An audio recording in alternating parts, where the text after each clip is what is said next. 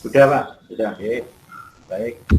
Bismillahirrahmanirrahim. Saya ulangi lagi. Assalamualaikum warahmatullahi wabarakatuh. Waalaikumsalam Waalaikumsalam warahmatullahi warahmatullahi wabarakatuh. wabarakatuh. Wabarakatuh. Bapak Ibu guru yang saya hormati, khususnya untuk Pak Joko, Kepala SMP Negeri 5 Karangkoso, Bapak Ibu yang mewakili dari sekolah masing-masing, selamat bertemu kembali secara virtual ya.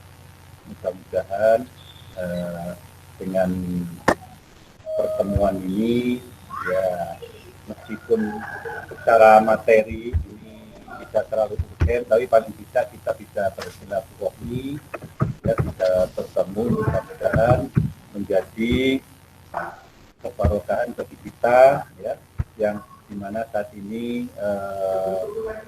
semua penduduk bumi ini sedang merasakan kekalutan yang berkepanjangan karena adanya pandemi ya. Mudah-mudahan dengan pertemuan ini menambah imun bagi kita semuanya, menambah kesehatan karena kita mesti silaturahmi meskipun lewat jalur virtual. Bapak Ibu yang saya hormati, apa yang ingin saya sampaikan ini sekedar penguatan kepada panjenengan semuanya, khususnya Bapak Ibu guru ya, yang ini kita sudah berada di perjalanan tahun ajaran 2021-2022. Bapak Ibu yang saya hormati, beberapa waktu yang lalu kita sudah melaksanakan virtual kaitannya dengan penyusunan KTSP. Nah, masih ada kaitannya karena harapan kami mulai minggu depan ini ya, Pak Edi Lau, Pak Arifin, Bu Yayu, insya Allah minggu depan kita akan memulai validasi KTSP ya, untuk kalau nanti sudah ada tinggal pengesahan ke Dinas Pendidikan, kalau nanti masih ada revisi ya sudah direvisi. Ini tolong nanti sampaikan kepada ketiga urusan kurikulum kepada seluruh anggota Suprayon sehingga untuk segera menyelesaikan, sehingga nanti harapan kami KTSP itu masih dalam bentuk print out ya, belum sampai dijilid, karena nanti akan kita lihat dulu konten-kontennya, isi-isinya apakah sudah sesuai dengan apa yang kita sampaikan, karena KTSP yang terbaru ini ya ini harus menonjolkan kaitannya analisis konteks yang terdiri dari 3 komponen, ada komponen satuan pendidikan, komponen peserta didik, ada komponen lingkungan sekolah. Nah, saya ingin berangkat dari 3 komponen ini yang nanti akan diimplementasikan Bapak Ibu guru pada proses pembelajaran, sehingga nanti linear antara KTSP yang sudah disusun dengan proses pembelajaran di kelas. Bapak Ibu, ujian nasional sudah 2 tahun tidak ada, ya sudah dihapus. Nah, tahun ini kita atau anak didik kita akan ketemu dengan AKM yang pertama. Nah, sehingga linearitas antara KTSP dengan proses pembelajaran nanti mengarah pada penyelenggaraan AKM. Semua nanti kita fokuskan ke AKM. Ya, sehingga Bapak Ibu apapun nanti tetap harus menguasai, memperdalam kaitannya dengan literasi dan numerasi. Yang ini bukan hanya domainnya bahasa Indonesia dan matematika, tapi nanti seluruh mata pelajaran nanti akan mengintegrasikan kaitannya dengan literasi dan numerasi. Fokus kita nanti akan ke sana. Fokus Bapak Ibu guru, meskipun di masa pandemi seperti sekarang ini, ya di masa PPKM yang banyak sekali kendalanya dalam proses pembelajaran, tolong dimohon implementasi AKM ini benar-benar tertanam kepada diri individu anak-anak. Ya, sehingga nanti khususnya yang kelas 8 sekarang, nanti bulan September tanggal 26 akan melaksanakan AKM itu tidak memperoleh kesulitan yang berarti, ya, karena sudah dibantu oleh Bapak Ibu semuanya. Nah, ini Bapak Ibu yang saya sampaikan, intinya itu, ya. Kalau yang lain nanti insya Allah itu hanya berupa tambahan-tambahan, karena intinya KTSP yang sudah diversifikasi, nanti RPP juga yang sudah diversifikasi, ya. Ini kalau Pak Arifin insya Allah sudah dapat dari BP, ya, materi diversifikasi, ya, sehingga selalu nanti diimbaskan kepada Bapak Ibu guru yang lain.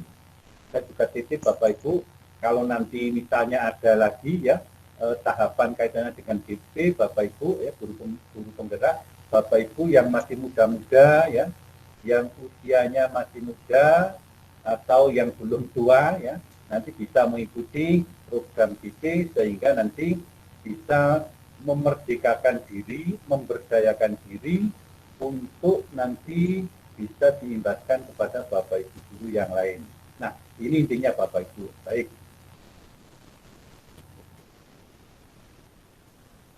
Pada proses pembinaan kali ini, Bapak Ibu, yang paling utama tujuan ini adalah ini nomor 1.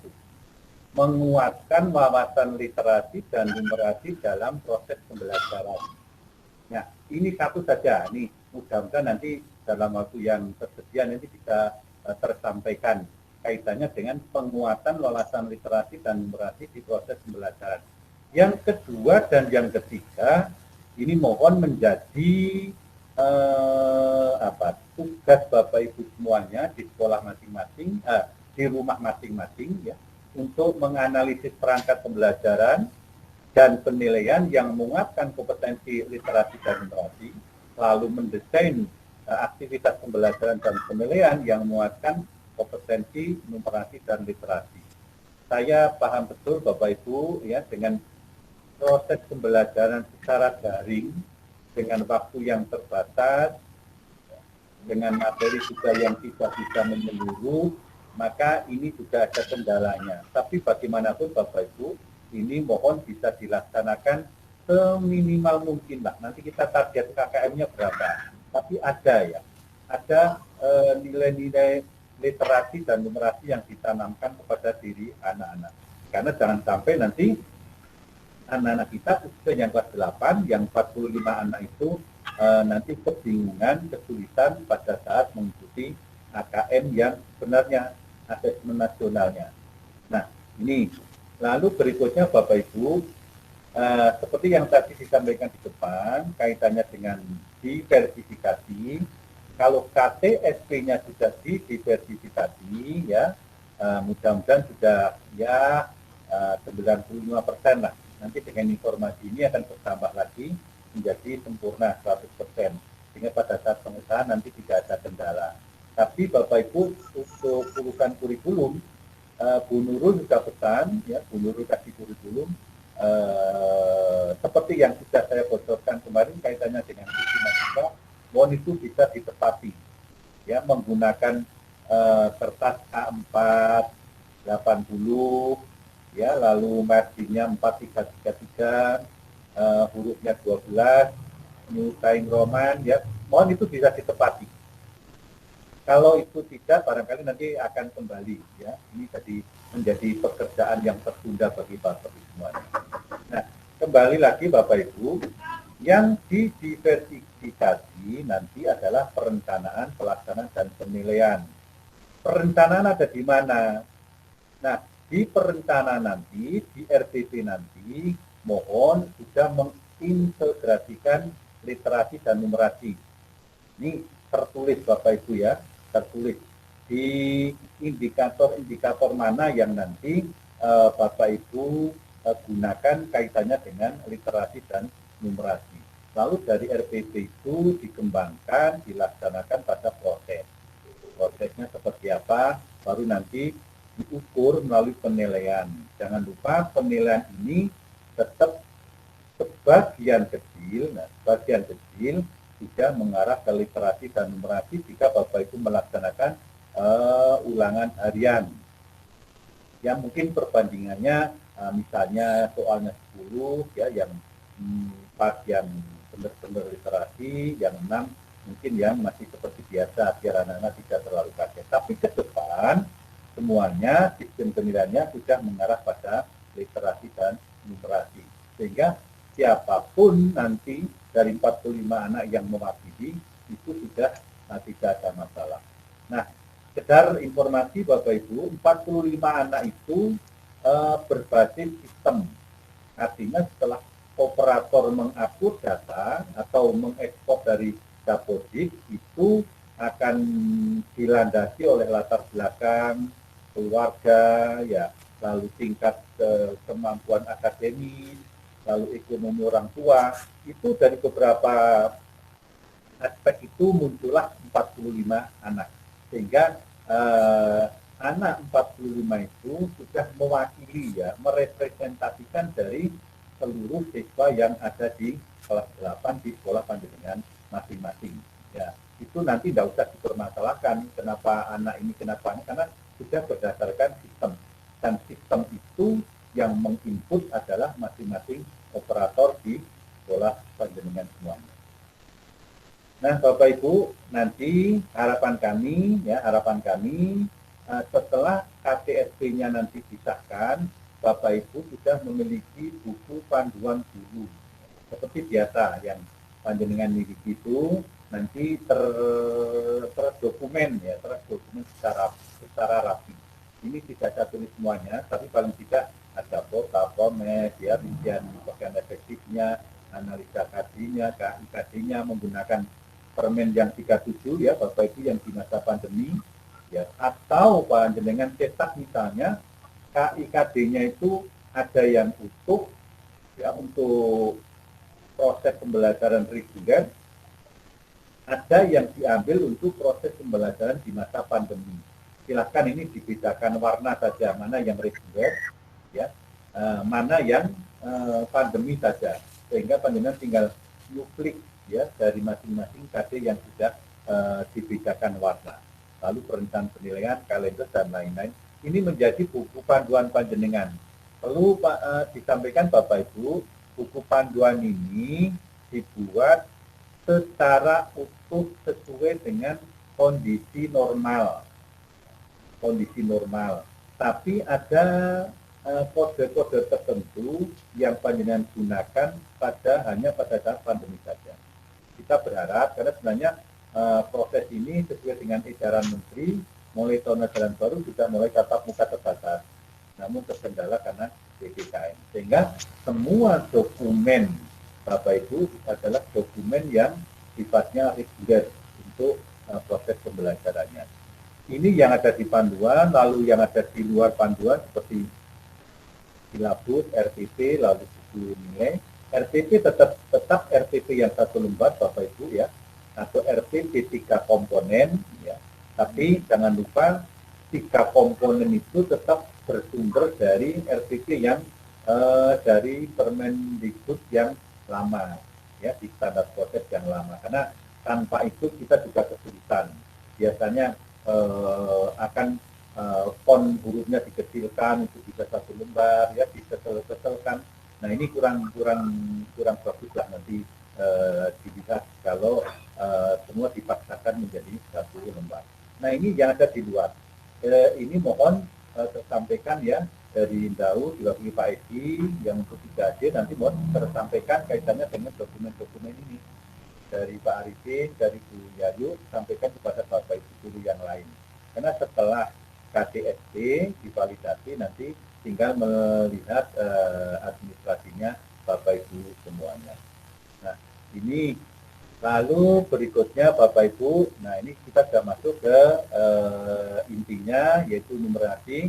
Ini definisi tidak perlu kita bahas, yang pasti bahwa kompetensi numerasi ini merupakan kemampuan berpikir menggunakan konsep, prosedur, fakta, dan alat matematika. Ya, ini hanya sekitar alatnya saja. Kan nanti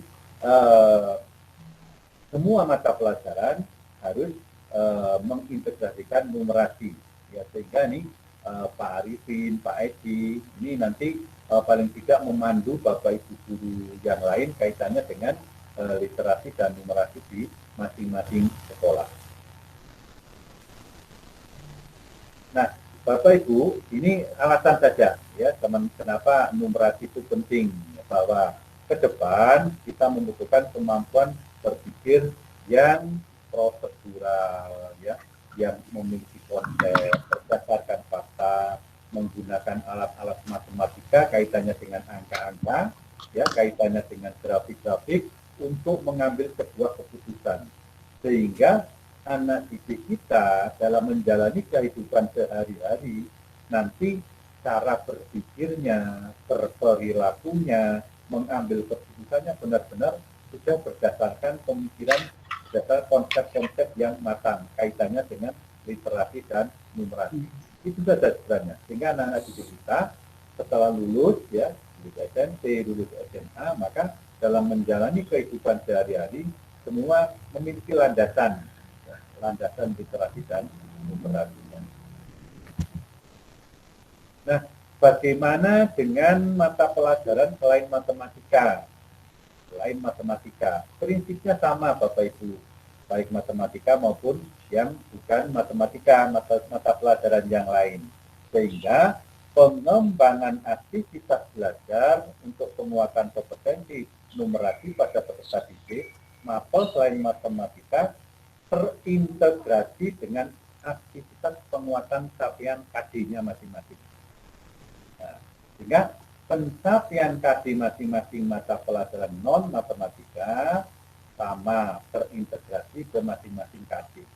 Sehingga nanti perlu ada kesamaan pandang antara guru-guru yang non-matematika, khususnya bila ini nanti AKM-nya AKM berbasis kelas. Karena AKM berbasis kelas nanti masing-masing mata pelajaran berdiri sendiri-sendiri. Nah, untuk kegiatan di akhir semester ini yang AKM-nya AKM berbasis satuan pendidikan, sudah bergabung dari seluruh mata pelajaran menjadi satu kesatuan. Ya, bergabung. Nanti tinggal bagaimana caranya memadukan dari KD-KD yang ada antara mapel yang satu dengan mapel yang lain nanti secara bersamaan menjadi sebuah assessment. Nah, ini tidak gampang ya, butuh kebersamaan, butuh keterbukaan ya. Yang penting semua terakomodasi.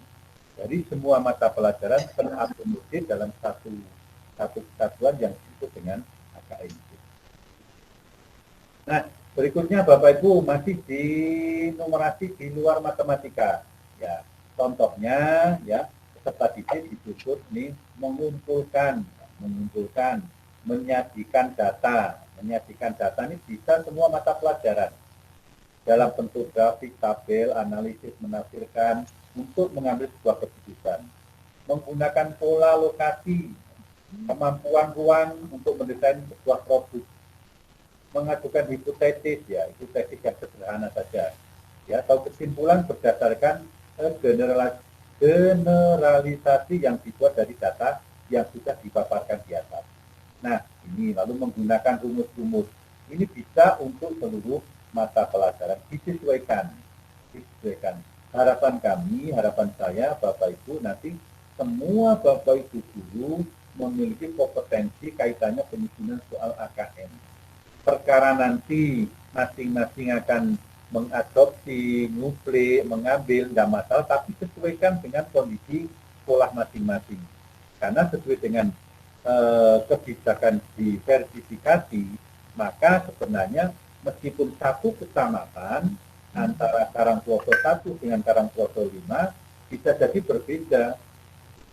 Karena kondisi satuan pendidikannya berbeda, asal siswanya juga berbeda, lingkungannya juga berbeda, sehingga bisa jadi soal, ya bentuk soalnya itu bisa jadi tidak sama. Nah, ini maka butuh kemandirian dari masing-masing sekolah. Ya, kemandirian masing-masing di Karangploso 1, Karangploso 5, Ndau ini harus memiliki kemandirian dari masing-masing guru.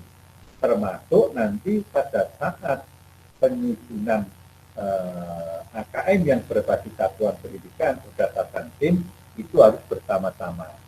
Nah ini mohon diawali dari masing-masing guru. Nah ini kaitannya dengan numerasi. Nah kita melompat Bapak Ibu, kita akan bicara kaitannya dengan RPP. RPP ini sebenarnya sudah menjadi domain Bapak Ibu guru masing-masing ya. Saya hanya sekedar menguatkan kembali, menyemangati Bapak Ibu kembali, karena RPP yang sekarang nanti RPP yang mengintegrasikan literasi dan numerasi. Sehingga Bapak Ibu, perencanaan pembelajaran menjadi sesuatu yang sangat penting, karena skenario yang panjenengan lakukan pada saat proses pembelajaran tergantung dari RPP-nya.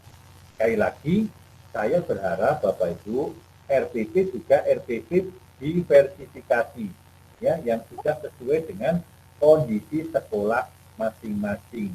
Nah, sebenarnya ini berangkat dari kebijakan guru penggerak, ya, guru penggerak, di mana masing-masing guru diminta mampu berdiri sendiri sesuai dengan kondisi sekolahnya masing-masing, tidak bergantung kepada siapapun, karena siapapun itu belum tentu sama dengan kondisi sekolahnya kita. Nah, sehingga kita berharap memberdayakan diri kita masing-masing, menggerakkan diri kita masing-masing, memerdekakan diri kita masing-masing. Kita punya otoritas, ya, kita punya otoritas yang sangat tinggi, ya, karena otoritas ini tidak bisa diintervensi oleh siapapun, termasuk kepala sekolah sebenarnya. Ya, tapi karena di Indonesia ya kita masih punya garis, ya, garis struktural, sehingga apapun kebijakan kepala sekolah, kebijakan sekolah harus kita ikuti. Tapi hakikatnya guru memiliki kemerdekaan baik menyusun perencanaan maupun melaksanakan proses pembelajaran dan menilai. Nah, semua ini ada rambu-rambunya, Jadi tidak asal kita memerdekakan diri, ya, tapi ada indikator-indikator yang harus dipenuhi. Nah, ini RPP perencanaan menjadi sangat penting pada proses diversifikasi sekarang ini. Kita akan mencoba Bapak Ibu. Nah, mengapa RPP penting, perencanaan penting, ya? Kita ya, saya panjenengan semuanya ini punya predikat antara pendidik dan pengajar. Ini hanya istilah saja, ya. Istilah. Nah, kalau mendidik dalam arti kita menanamkan nilai-nilai akhlak, menanamkan nilai-nilai karakter, ya, yang kita seperti sekarang ini kita sangat kesulitan. Bagaimana pembelajaran yang waktunya terbatas harus dibebani menanamkan nilai-nilai karakter, apalagi sampai menilai. Ya. Kadang-kadang kita kaitannya dengan proses pembelajaran saja kita belum tentu bisa sempurna. Tapi Bapak Ibu jangan lupa kita tetap punya kewajiban kaitannya dengan akhlak, kaitannya dengan karakter yang harus ditanamkan agar anak-anak kita tidak terlampau jauh, ya, untuk tidak mengembangkan nilai-nilai karakter yang sudah kita tentukan. Nah, yang kedua mengajar ini ada satu di antara tadi RPP, perencanaan, melaksanakan, dan menilai. Nah, RPP ini yang nanti menyangkut ketiga komponen ini. Ketiga komponen ini yang menjadi tugas kita. Jadi kunci keberhasilan bila panjenengan sudah menyelesaikan sebuah perencanaan, maka separuh dari keberhasilan itu secara teori sudah tercapai karena perencanaan sudah cukup bagus.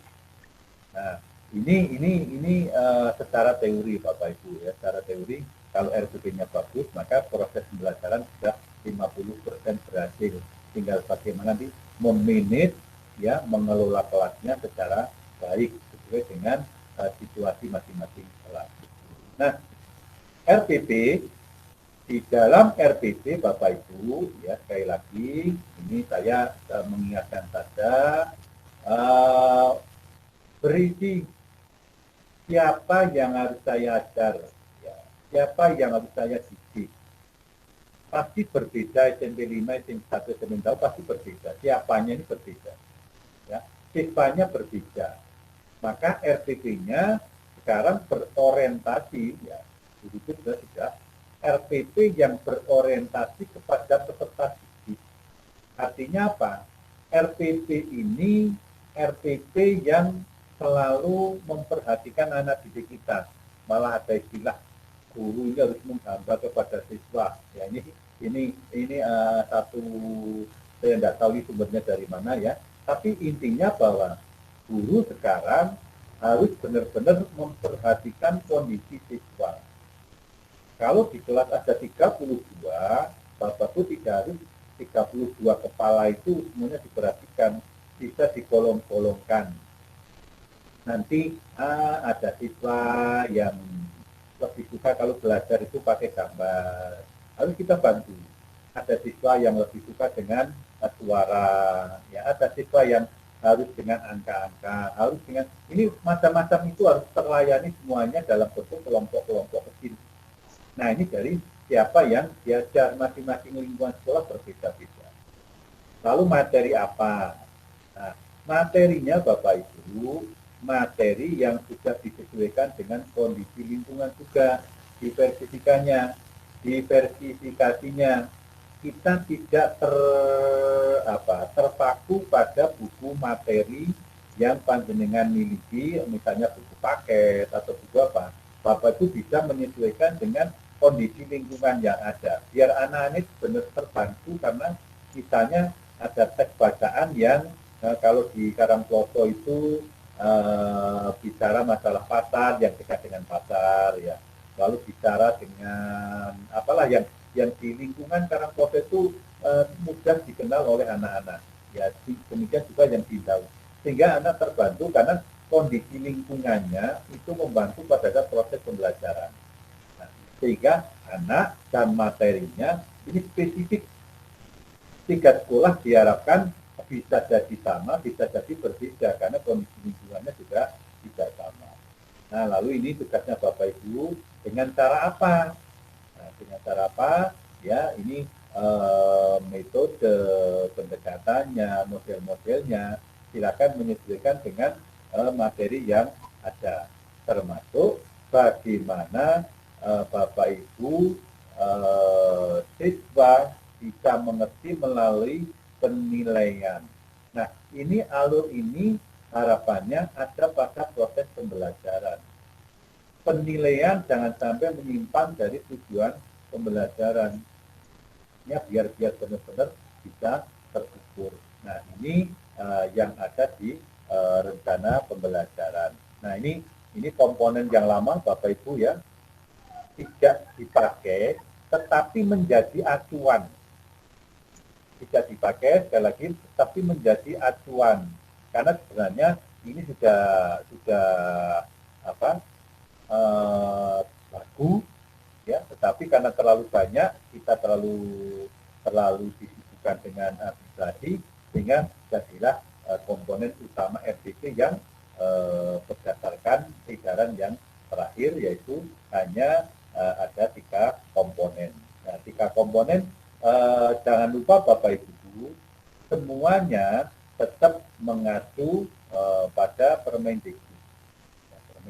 Sehingga kita tidak sampai keluar dari konten yang ada. Nah, dari 13 komponen menjadi hanya 3 komponen sudah jauh sekali, tetapi 3 komponen ini Bapak Ibu tetap mengacu dari 13 itu. Paling tidak dalam ingatan kita yang 13 komponen itu ada. Ya, yang tersirat dari 13 komponen itu ada pada pikiran kita, ada pada benak kita, sehingga kita tidak sampai kesulitan. Nah, kalau buku materi, insya Allah itu kan sudah dikuasai Bapak Ibu semuanya. Tapi proses perencanaan ini yang paling utama, karena ini nanti berpengaruh pada keberhasilan atau tidaknya di akhir proses pembelajaran. Nah, nanti di akhir Bapak Ibu, saya akan mencoba tunjukkan 1 atau 2 RPP yang sudah mengintegrasikan literasi dan numerasi ya. Insya Allah Bapak Ibu sudah punya, ini kita mengingatkan saja nanti mana-mana yang perlu penekanan ya, perlu penekanan yang mengarah pada proses AKM di kelas 8. Nah, ini alur juga Bapak Ibu ya, hubungan antar komponen ya, ini melontok pada semuanya ini ya, dari KIKD setelah dipetakan, setelah dianalisis, lalu kita ambil indikatornya, dari indikator ini disurat tujuan pembelajaran. Yang paling utama dari tujuan pembelajaran ini nanti akan diukur di sini, di penilaian, apakah benar-benar tercapai atau tidak. Nah, ini nanti muncullah permasalahan. Ya, di mana permasalahannya? Mungkin di metode, di model, atau di materinya. Yang pasti, kalau tujuan pembelajaran ini sudah linear dengan penilaiannya, lalu materinya benar, metode yang digunakan ini sudah tepat, insya Allah nanti siapapun siswanya ini akan memperoleh nilai sesuai dengan KKM. Nah, ini secara teori seperti itu, ya, secara teori. Jadi ini alur hubungan antara komponen utama dalam perencanaan pembelajaran. Nah, setelah itu Bapak Ibu, ini penilaiannya kalau saya melihat, memantau Bapak Ibu, dari penilaian pengetahuan di masing-masing buku nilai kadang-kadang tidak lengkap. Artinya apa? Paling pasti, paling banyak itu teks tulis sama penugasan. Padahal di pengetahuan, di ranah pengetahuan ini, mestinya ada teks tulis, teks tulisan, penugasan, dan portofolio. Nah, portofolio di sini dalam arti kumpulan dari masing-masing hasil terbaik dari proses penilaian. Nah, teks tulis ini terserah Bapak Ibu ya, mau pilihan ganda, mau sesuai seperti di AKM, silakan ya. Mau pakai yang aplikasi aksi, itu juga diperbolehkan ya. Aksi sekarang ini rupanya terkendala juga karena kesulitan ya, sehingga tidak setiap sekolah bisa melaksanakan aplikasi aksi. Sebenarnya itu bagus sekali ya, aksi kalau dilanjutkan karena itu benar-benar sudah terukur. Nah, lalu tes tulisan ini di mana meskipun kadang ada tapi tidak terekam, artinya tidak tertulis, terdokumentasi. Lalu penugasan ini pasti ada ya, penugasan. Nah, penugasan yang sekarang Bapak Ibu ini yang sudah di dalamnya ada kokurikuler. Nah, ini yang kemarin tersampaikan lewat urusan kurikulum ya, kokurikuler ya, ini mohon benar-benar diprogramkan, baik kokurikuler yang berdiri sendiri masing-masing mata pelajaran maupun yang bergabung berkelompok antar mapel, antar pelajaran yang satu dengan pelajaran yang lain, baik di dalam kelas maupun di luar kelas. Ini juga harus muncul ya, Pak Edi tahu, Pak Arifin, Bu Yayu harus muncul di KTP ya, penugasan kaitannya dengan kokurikuler yang satu semester itu hanya satu kali ya, 1 tahun sudah 2 kali. Ini mohon nanti bisa deskripsikan ya di KTSP-nya. Nah, dari KTSP nanti akan diatur oleh semua Bapak Ibu guru. Sehingga semestinya Bapak Ibu setelah KTSP jadi, KTSP tersosialisasi, maka Bapak Ibu guru semua harus mengacu pada KTSP yang ada. Ya, sehingga bukan menjadi kebiasaan ya. Biasanya kalau KTSP sudah jadi akan taruh lemari. Ya, padahal mestinya semua Bapak Ibu guru harus mengacu pada KTSP itu. Sehingga penekanan di mana ini tersosialisasikan kepada semua Bapak Ibu guru. Nah, ini harus ada program kokurikulernya. Ini yang di masing-masing guru maupun secara bersama-sama berkelompok. Nah, Bapak Ibu, ini kaitannya dengan penilaian pengetahuan. Lalu berikutnya keterampilan. Nah, penilaian keterampilan. Ini penilaian keterampilan ini mengingatkan saja Bapak Ibu ya, ada kinerjanya, ada proyeknya, ada portofolio. Nah, portofolio lagi. Nah, Bapak Ibu, ini juga kadang-kadang tidak ada yang tidak lengkap dari masing-masing komponen nilai keterampilan. Ya, sehingga di awal semester perlu program mening-mening ya, perlu program yang rinci, mana yang menjadi kinerja, mana yang proyek, ya, mana yang portofolio. Ya, sehingga proyek ini bisa jadi proyek bersama atau proyek berdiri sendiri. Bisa digabung-gabung untuk menghemat waktu, menghemat biaya, tenaga, bisa digabung antara mapel yang satu dengan mapel yang lain. Nah ini satu semester cukup satu, tapi ini proses perjalanannya cukup panjang karena mulai di awal semester sampai selesai dalam bentuk laporan. Ini kaitannya dengan penilaian keterampilan.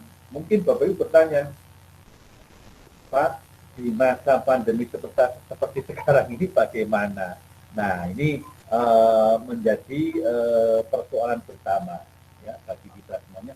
Tetapi Bapak Ibu, sekecil apapun, seminimal apapun, komponen-komponen ini mohon bisa ada di masing-masing Bapak Ibu dulu. Ya, sehingga penilaian baik pengetahuan maupun keterampilan secara komprehensif itu sudah terlaksana dengan baik, dengan benar. Ya, lalu Bapak Ibu sudah pembelajaran, diskusi dan kemudian diskusi jangan lupa pada saat dengan menyusun soalnya.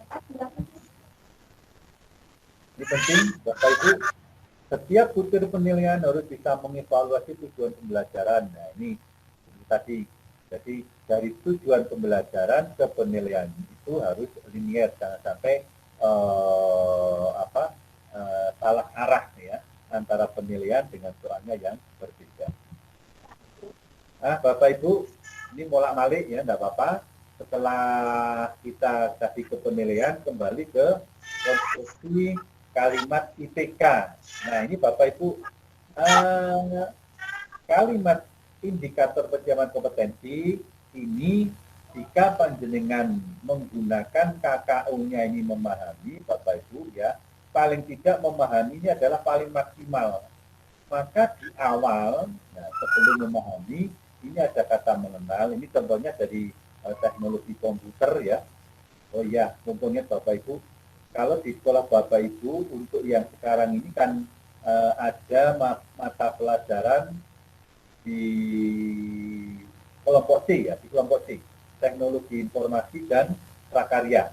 Nah ini kemarin ada yang tanya, Pak itu bagaimana? Apakah berdiri sendiri atau bergabung?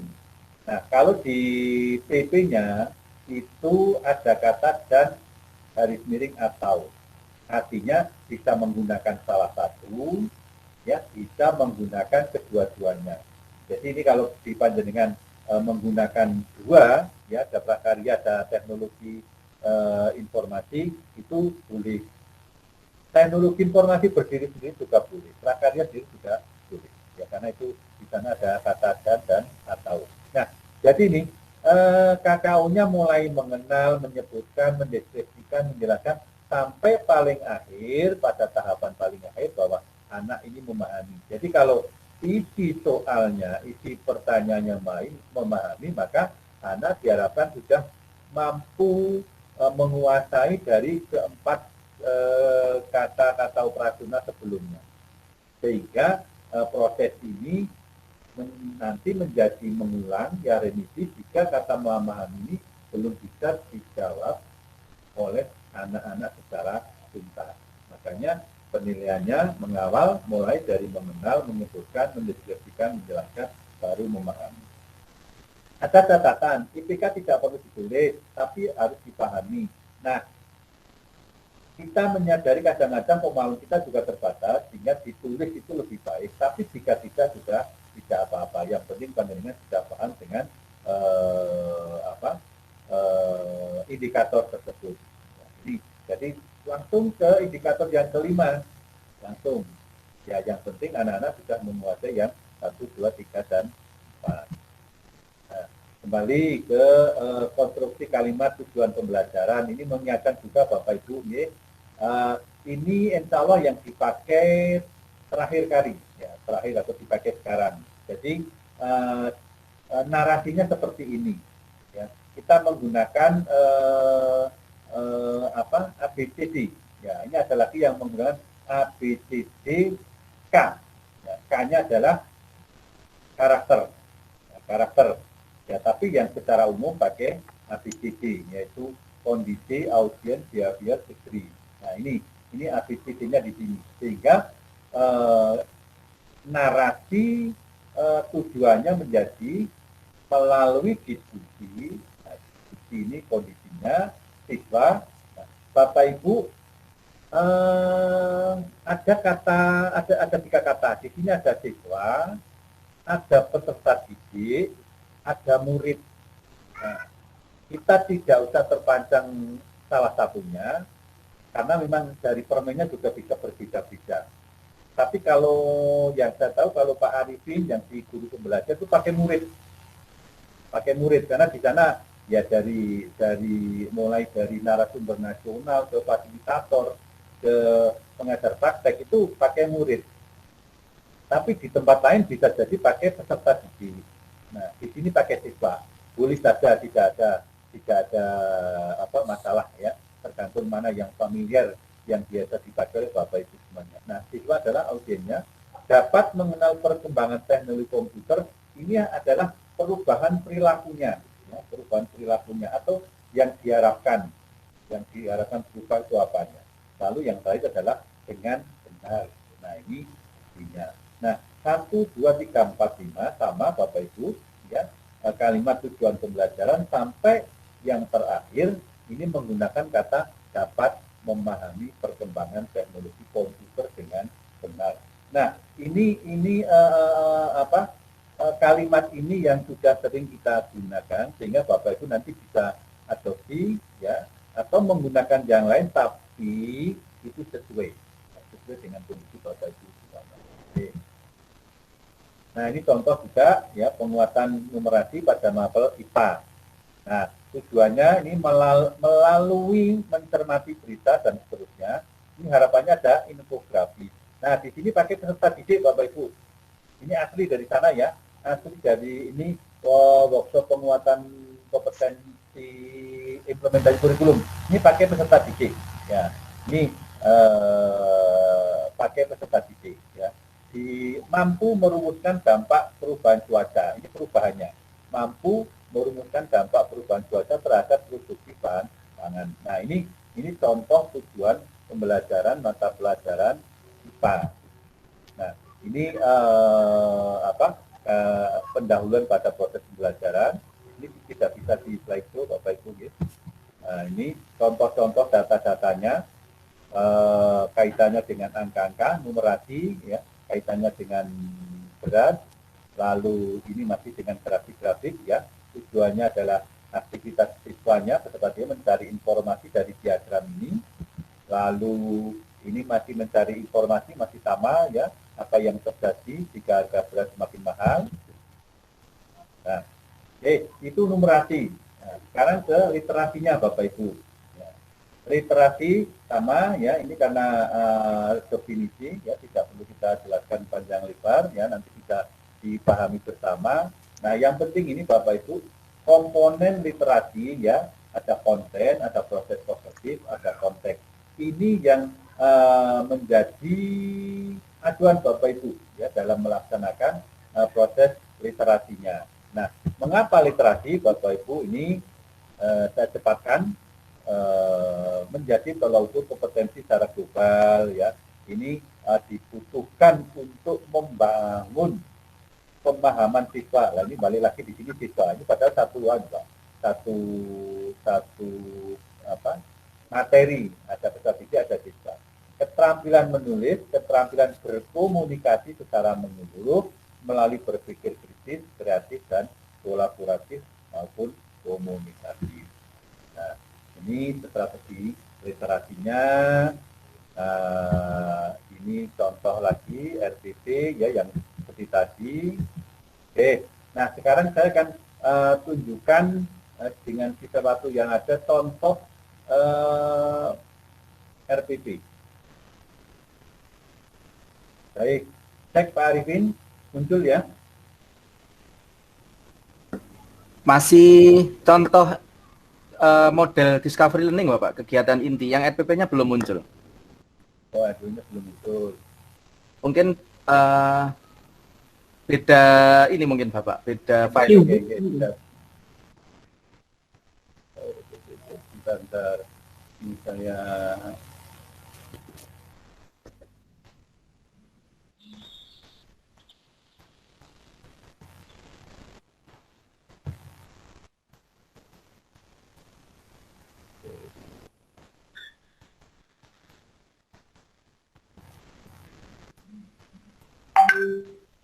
saya kembali ke awal, ambil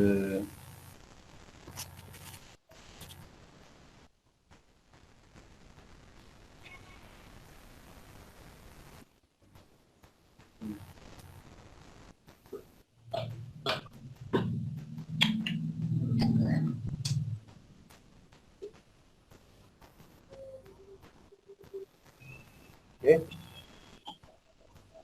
Muncul Pak Rikin? Siap Bapak, muncul. Oke, oke. Bapak Ibu, saya tunjukkan sisa waktu yang ada dengan 2 RPP. Ini RPP daring untuk mata pelajaran Bahasa Indonesia. Ini RPP ini milik temannya penjenengan. Saya sudah izin untuk bisa saya presentasikan di depan panjenengan semuanya.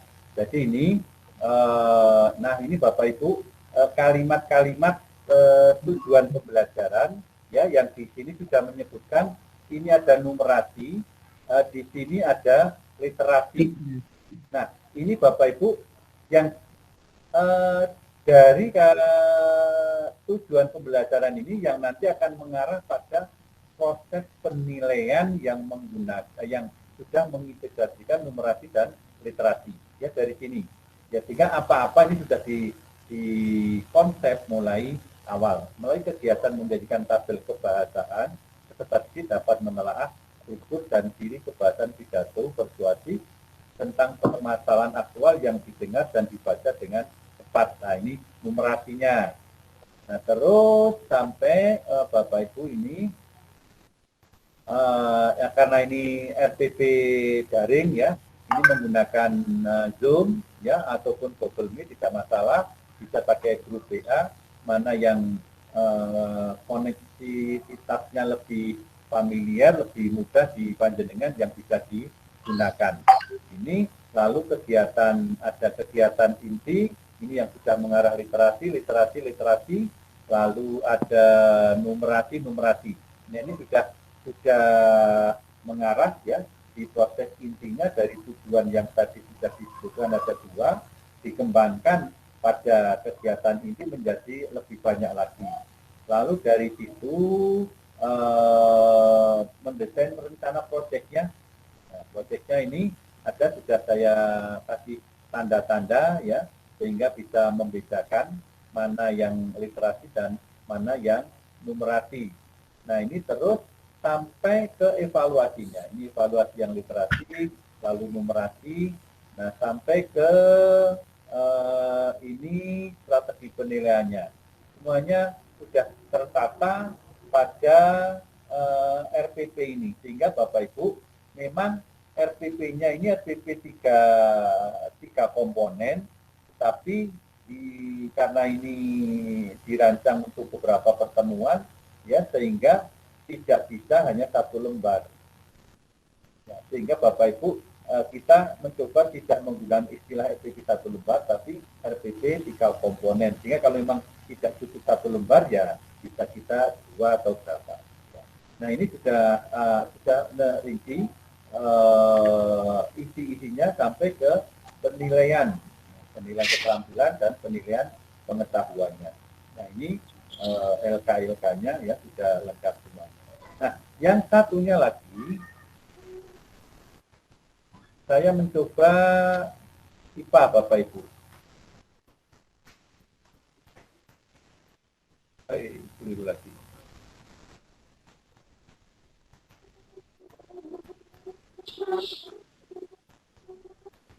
Nah, ini RPP IPA. Sama Bapak Ibu ya, di situ sudah mengintegrasikan literasi dan numerasi ya, sudah pakai warna-warna yang membedakan. Ini juga RPP daring ya, bisa pakai WA Group ya, WA buka tutup, pakai Zoom atau pakai Meet ya, mana yang biasa terpakai. Yang pasti kita meskipun melalui daring ya, kita tetap menggunakan prokes ya. Lalu ini di kegiatan inti, saya ulang ke tujuan Bapak Ibu melalui pengamatan dan seterusnya. Nah, ini pakai peserta didik. Lalu setelah melalui studi literatur ya, terus dan seterusnya. Peserta didik dapat dan seterusnya. Ini tujuannya. Lalu pada kegiatan intinya di sini sudah memilah-milah ya, mana yang literasi dan mana yang numerasi. Dan ini yang kalau di atas tadi sudah lengkap literasi dan numerasi, ini lebih menunjukkan kepada literasinya. Ya, literasi. Dengan beda warna, ini memudahkan kita, ya, panjenengan ataupun barangkali orang lain yang ingin mengadopsi dari hasil perencanaan pembelajaran tersebut. Ini sampai ke lembar kerjanya. Nah, ini lembar kerjanya, dan jangan lupa Bapak Ibu, di lembar kerja ini nanti ada semacam penilaian sebelum membaca, ya, dan setelah membaca. Jadi pernyataannya Gen menentukan ciri setiap makhluk hidup. Nah, sebelum anak membaca, posisinya ada di mana, nilainya seperti apa. Nah, lalu setelah membaca, setelah melakukan literasi, hasilnya seperti apa. Dan ini benar-benar nanti meneropong ya kondisi anak-anak di masing-masing individu secara keseluruhan. Ini sudah lengkap dengan LK-nya ya. Nah, ini yang numerasi kalau tidak salah, kaitannya dengan ini campur literasi dan numerasi. Semuanya sudah terangkum secara menyeluruh di masing-masing RPP yang ini terwakili oleh RPP IPA dan RPP Bahasa Indonesia. Nah, Bapak Ibu, paling akhir ini saya ingin sampaikan kaitannya dengan pembinaan pada hari ini ya, bahwa RPP menjadi kebutuhan pokok bagi panjenengan semuanya. Nanti Bapak Ibu para kepala sekolah mohon bisa melihat ya, mirsani RPP yang dimiliki oleh Bapak Ibu guru yang disusun ya, sehingga nanti setelah ada verifikasi dan validasi KTP, nanti kita mencoba verifikasi dan validasi perangkat pembelajaran Bapak Ibu semuanya. Nah, ini Bapak Ibu ya, 60 menit yang bisa saya sampaikan kaitannya dengan pembinaan pada siang hari ini ya, mudah-mudahan memberikan manfaat bagi Bapak Ibu semuanya dalam melaksanakan pembelajaran khususnya di masa pandemi seperti sekarang ini. Saya kira itu Pak Joko ya, Pak Arifin, Pak Edi, Daud ya, mudah-mudahan apa yang saya sampaikan sekali lagi memberikan manfaat bagi panjenengan semuanya. Amin. Sekali lagi kita mengingatkan minggu depan Arifin ya, kita lumayan siapa yang sudah siap untuk divalidasi KTP-nya setelah yuk. akan acara. Oke. Dari Pak Arifin, Yayu, baru Pak Edi, Daud. Senyum-senyumnya Bu Yayu, Pak Arifin siap ini. Oke. Tolong penulisan ya, sistematika penulisan itu wanti-wanti dari kasih kurikulum, tolong itu diperdomani. Dan insya Allah nanti Bu Nurul punya program setelah PPKM nanti selesai, nanti ada fintech untuk urusan kurikulum.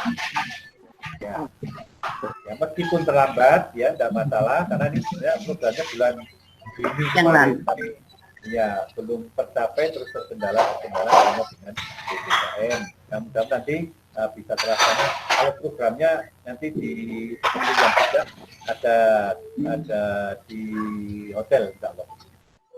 Demikian Bapak Ibu semuanya ya yang bisa saya sampaikan kaitannya dengan pemuatan perangkat pembelajaran yang harus dimiliki oleh Bapak Ibu semuanya. Terima kasih. Ada yang perlu didiskusikan? Cukup ya Pak Arifin ya? Cukup Pak, cukup. Cukup Bapak. Cukup jelas. Terima kasih. Terima kasih dari Assalamualaikum warahmatullahi wabarakatuh. Waalaikumsalam. Waalaikumsalam. Ya. Nggih, Pak Satya nggih.